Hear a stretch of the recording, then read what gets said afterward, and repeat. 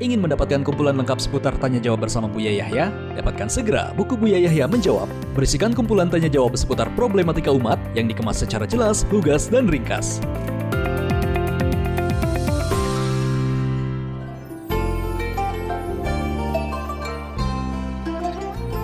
Assalamualaikum warahmatullahi wabarakatuh. Assalamualaikum warahmatullahi wabarakatuh. Yang saya hormati dan saya banggakan Buya Yahya beserta keluarga, semoga Allah senantiasa merahmati Bapak, para kiai, hadirin hadirat yang sama-sama dimuliakan Allah Subhanahu wa taala, wabil khusus Ayahanda Haji Imron. Bapak Buya, bahwa pada kesempatan pagi hari ini pertama-tama kami sampaikan maksud tujuan kami bahwa selain mengikuti kajian pada pagi hari ini, kami secara khusus dan secara pribadi kepingin ada keperluan dengan Buya dan mohon, saya sudah bermohon kepada Mama Haji Imron Ayahanda untuk dapat memediasi pertemuan kami dengan Buya karena ada maksud tujuan yang perlu kami sampaikan. Dan saya juga membawa salah seorang ketua DKM Masjid Besar Baitur Rahman, Kecamatan Anjanan, Kabupaten Indramayu. Nama saya Syihabuddin, Buya. Begini Buya, mohon dengan segala kerendahan hati, ada satu pertanyaan yang perlu kami sampaikan kepada Akhinal Kiram Buya Yahya, bahwa di dalam surat Al-Fats kalau tidak salah, di sana ada salah satu ayat yang Allah firmankan, A'udzubillahi minasyaitonirrajim, Bismillahirrahmanirrahim, Muhammadur Rasulullah walladzina ma'ahu asyidda'u 'alal kuffar ruhama'u bainahum ila akhiril ayah. Bahwa di dalam ayat tersebut ada beberapa mufasir menerjemahkan asyidda'u 'alal kuffar.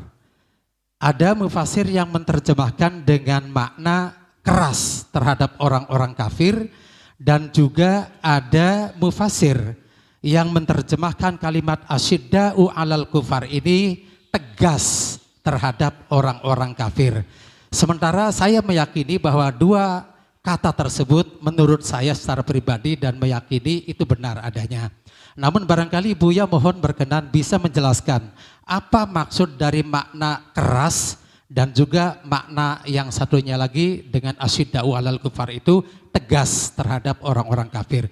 Demikian saja, mohon berkenan untuk kiranya bisa menjelaskan Buya. Terima kasih. Wassalamualaikum warahmatullahi wabarakatuh. Waalaikumsalam warahmatullahi wabarakatuh. Permasalahan di akhir zaman ada kadang orang malas bergaul dengan ulama, kemudian senang baca terjemahan. Sudah begitu mencoba menafsiri terjemahan sesuai dengan otaknya sendiri. Ini akan muncul bahaya-bahaya, seolah-olah memahami Al-Quran tapi sungguhnya tidak paham Al-Quran. Ini harus dipahami di akhir-akhir, karena begitu mudah kalau cari Al-Quran begini langsung terjemahannya. Sementara memahami Al-Quran itu enggak seperti itu caranya. Ada di saat orang membaca Al-Quran, kita harus tanya pada baginda Nabi, apa maknanya? Dan bertanya kepada baginda Nabi itu maknanya kalau bahasa sekarang adalah coba dilacak, apakah hadis-hadis yang seiring dengan ayat ini? Yang hadis yang lain belum pernah dibaca. Seperti hadis yang kemarin dalam hadis beberapa pertemuan yang lalu kan ada umirtu an uqatilan nasa, aku diperintahkan untuk memerangi manusia. Wah, serem banget Nabi Muhammad disuruh nyembelih orang-orang kafir. Nah, karena bacanya hadis begitu nggak mau ngaji dia. Kalau ngaji main HP dia biasanya begitu. Nah, ini kan repot ini. Serius dong ngaji. Ada hadis dipadu-padukan. Adapun arti keras dan tegas bisa sah semuanya, tinggal pelaksanaannya di mana. Tegas itu apa sih? Tegas itu bisa menghasilkan satu kesimpulan harus perang dong. Wong kita diadu. Akhirnya keras juga hasilnya. Sederhana, nggak usah meributkan apa keras atau tegas, nggak usah meribut gitu. Yang jelas kita sebagai seorang Muslim tidak boleh memulai dengan kejahatan. Dan kalau ternyata yang mengganggu kita, kita harus tegas. Kita harus berani, bahkan keras melawan mereka karena mereka akan mengganggu, menodai Islam. Sederhana. Jadi kita tidak perlu terfokus kepada makna lafaz saja. Di sana ada. Yang jelas Nabi mengajarkan. Kalau ada orang memerangi kita, kita wajib dong membela diri. Kan begitu. Asyidda 'alal kufar itu bagaimana? Di saat yang diganggu urusan agama. urusan agama, urusan saudara kita diganggu, maka ada perang dan sebagainya. Perang itu ada tegas atau keras?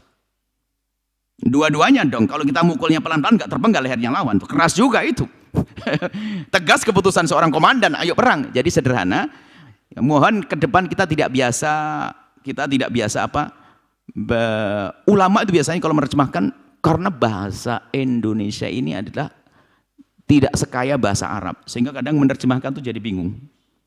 Kalau bahasa Arab itu luar biasa luasnya, luar biasa. Satu lafaz bisa punya makna yang banyak, sehingga para ahli tafsir bisa berbeda-beda dalam menafsiri. Yang jelas, di dalam menafsiri Al-Quran tidak bisa serta-merta langsung dengan Al-Quran saja. Di sana ada orang namanya Quranin atau yang ingkar sunnah, maunya Quran saja, nggak mau dengan Nabi. Sudah kita bahas pertama itu sesat. Harus apa petunjuk dari baginda Nabi. Setelah itu untuk mengetahui Al-Quran dan petunjuk baginda Nabi, bukan Anda, bukan saya. Apa kata ulama? Bagaimana ulama menjelaskan tentang asyiddah, bukan terjemahan tapi pemahaman tentang asyiddah itu bagaimana? Anda harus menjadi orang yang tegas kepada orang kafir. Di saat mereka lihat mengganggu kita, Anda harus tidak ragu lagi, berperang berani. Tapi kalau mereka tidak, nggak ada masalah. Nabi tidak mengajarkan kita berantem dengan orang yang tidak berbuat zalim kepada kita. Bahkan Nabi mengajari berdampingan, namanya kafir dhimmi. Kalau mereka sakit, yuk kita obati, mereka lapar kita. Nah, kalau ini tidak dipilah dengan petunjuk Nabi, jadi nggak ada kafir dhimmi nanti. Kita harus syiddah, ini Nasrani. Hah? Wah, ini menunjukkan tidak ngaji, itu kan bahaya. Saya berdosa Al-Quran, asyiddah al-kufar, ente kafir? Oh, nggak begitu. Ternyata memahami Al-Quran harus melalui petunjuk baginda Nabi. Untuk faham Al-Quran dan petunjuk baginda Nabi, bukan Anda, bukan saya. Apa kata ulama? Kesimpulannya ulama mengatakan bahwasanya dirangkum dari beberapa hadis-hadis dan ayat tadi itu, termasuk ayat perang, ternyata ada rambu-rambunya. Kita tidak boleh memulai mengganggu orang, tapi kita sebarkan dakwah dengan kebaikan. Seperti yang terjadi pada Wali Songo waktu menyebarkan Islam. Cuma di saat mereka tidak mau menerima, pilihannya apa? Tidak menerima, tapi jangan ganggu saya dong, saya berdakwah. Sehingga hidup berdampingan. Tapi sudah nggak terima kok ganggu kita. Nah, kita harus asyiddah. Disinilah kita harus berperan untuk bisa memerangi mereka, dan itulah fungsi daripada belajar dengan para ulama. Hari akhir-akhir ini juga ada orang yang mulai dibius agar selalu kepada Quran, hadis. Bagaimana bisa paham Quran hadis? Wong dia baca kitab saja enggak, baca Arab saja enggak gampang itu. Maka paling enak adalah manhaj kita kembali kepada apa kata ulama. Nah, bahasa lain taklid menurut apa kata ulama, ahli tafsir. Kita punya ahli tafsir yang banyak.